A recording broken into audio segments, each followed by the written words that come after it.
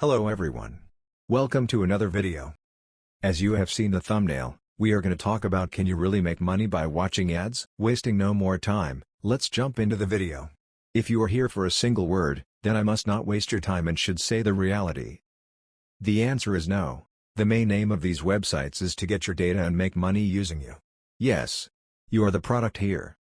You must have seen the rates or pay scale of these websites. They pay around $0.002 for a single ad click.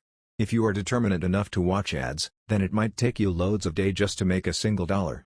These days YouTube and Instagram creators are making money by promoting these kinds of website or applications. They already know that these are of no use, but users watch these kinds of videos or reels which helps the creator to earn. So, if you are into this thing, I will suggest that don't waste your time into this and invest your time in some skill that will help you to make a passive income.